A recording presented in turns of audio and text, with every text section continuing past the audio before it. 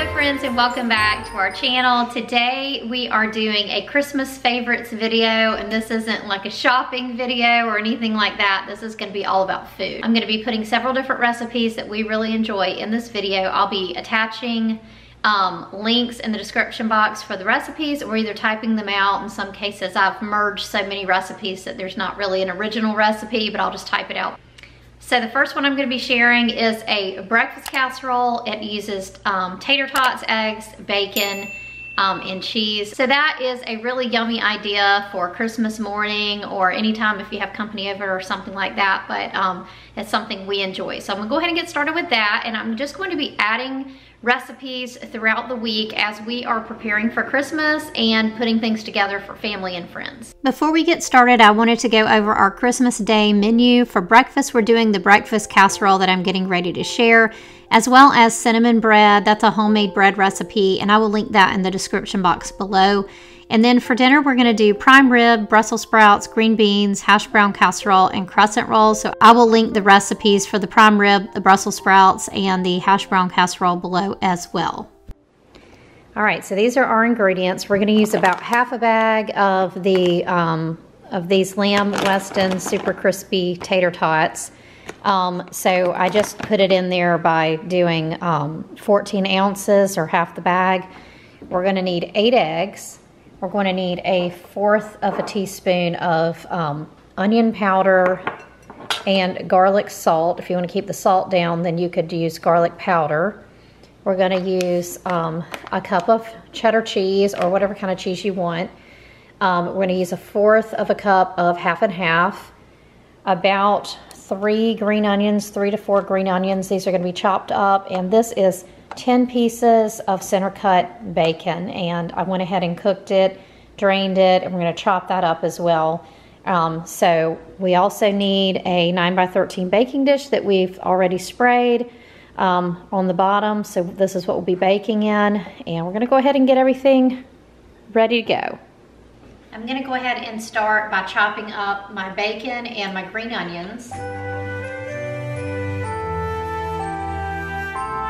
Friends, we'd love to pray for you. If we can pray for you, let us know in the comments below.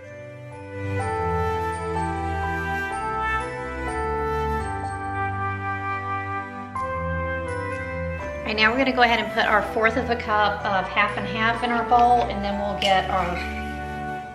ahead and get our eggs in there as well.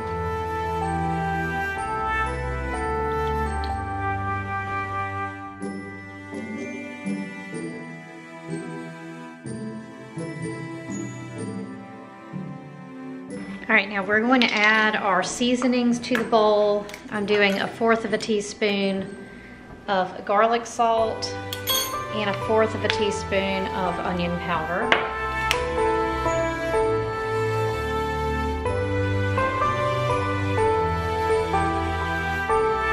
Right, so at this point, we want to also add half of our bacon, and the rest we'll reserve for topping, and we'll go ahead and put half of our scallions or green onions in here as well, and we'll retain a few for the topping.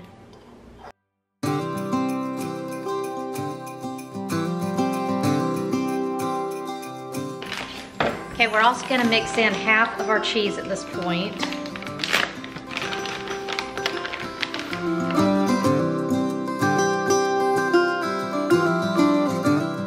Now our eggs are ready.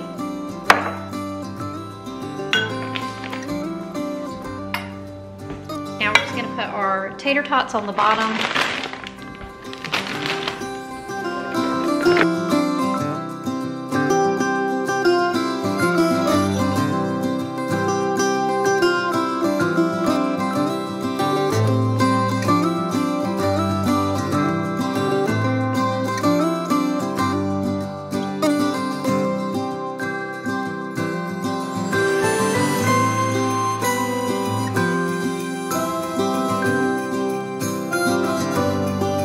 A little bit more than half of the bag, so I probably have 1/3 of the bag left. Now we're going to go ahead and just dump our egg mixture over the top.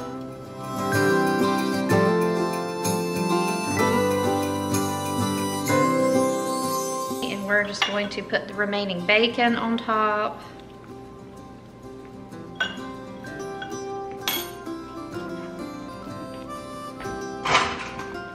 The remaining green onions.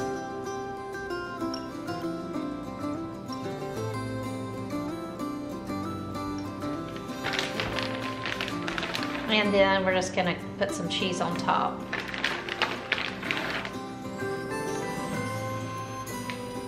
And this is gonna go into the oven at 350 degrees for 35 to 40 minutes.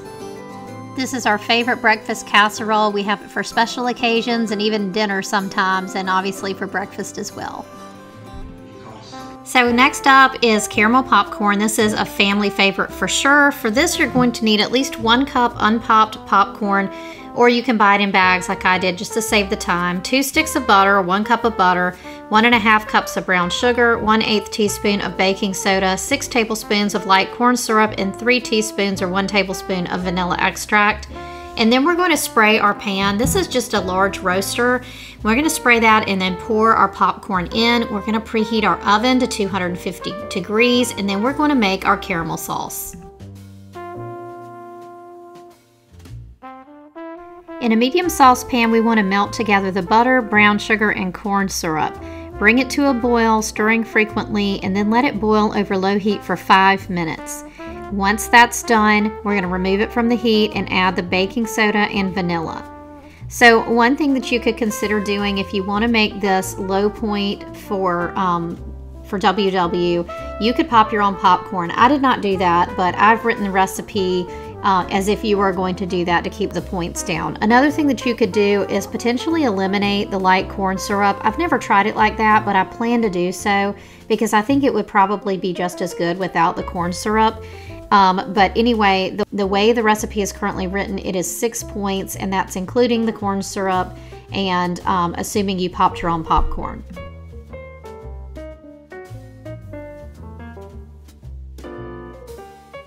Now that the caramel is done, we are going to pour it all over the popcorn. We probably actually don't need all of the caramel that we made. It could be used maybe for another bag. If you've got another large pan, you can pour more popcorn in another one and just kind of rotate your pans around. But we're going to coat that well, and then we're going to go ahead and put it in the oven for 45 minutes at 250 degrees. And the key is that every 15 minutes you need to take it out of the oven, and you need to use a sprayed spatula, like spray it with cooking spray, and then just stir it around like I'm doing there to make sure that it is coated very well. And once you do that for 45 minutes, it's done. You're just going to let it cool down before you serve it. This should make you about 30 servings that are 1 cup each and 6 WW points if you were tracking. All right, so we're going to be making black and white popcorn. The first thing we want to do is just put some parchment paper down on a cookie sheet. Pour out some popcorn. You can make this lower point if you go ahead and just pop your own popcorn and salt it. You don't really need to butter it for this recipe. We're just going to be putting vanilla and chocolate over the top of it, and it's really, really good. I'm taking a shortcut and using some pre-popped popcorn, so obviously the points aren't going to be the same for this. All right, so we're going to be making 2 trays of this popcorn, and it's probably going to be about 12 servings altogether, so it may be 6 on this tray and 6 on another tray. I've got half a cup of the melting wafers.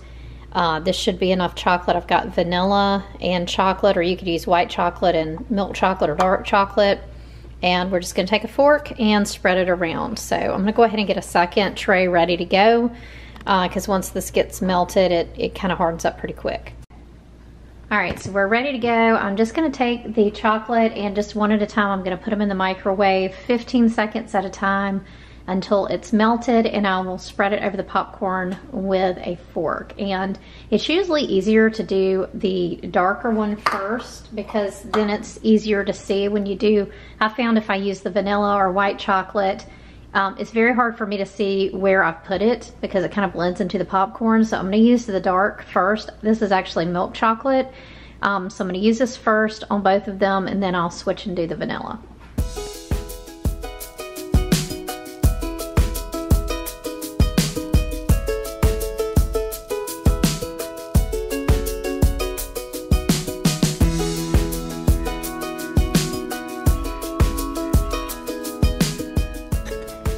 So the milk chocolate's done, we're gonna switch to the vanilla.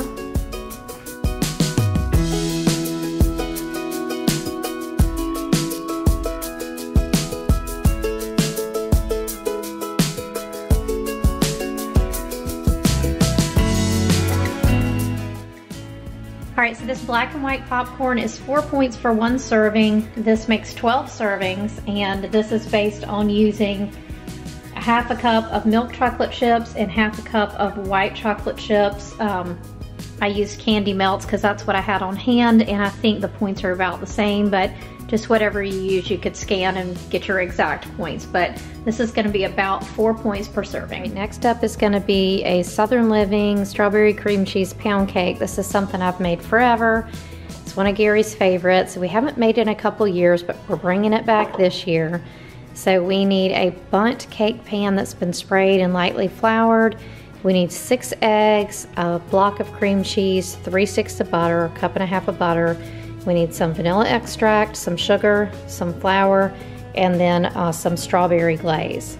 So we're gonna start by preheating the oven to 350. So I've got mine going now, it's not quite there yet. And then we're going to cream the butter with the sugar. So we're gonna beat the butter at medium speed with a heavy-duty electric stand mixer until creamy. Gradually add in the sugar, beating at medium speed until light and fluffy. So this is a total of 3 cups of sugar that you're going to be adding to your 3 sticks of butter. Once it's light and fluffy, you want to add in the cream cheese, beating until creamy, and then add your eggs one at a time, beating just until blended after each addition for all 6 eggs.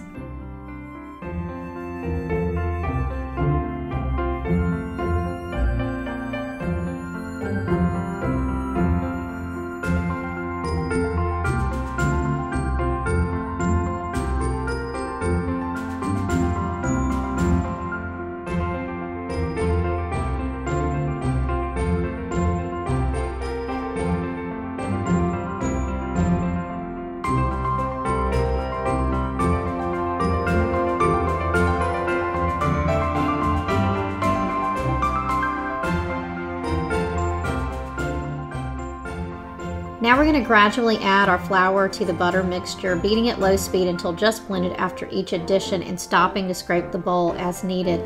There's a total of 3 cups of all-purpose flour used in the recipe. Once we finish with this, we will stir in the vanilla extract. The original recipe calls for almond and vanilla extract, but we're not big fans of almond extract, so I'm only using vanilla.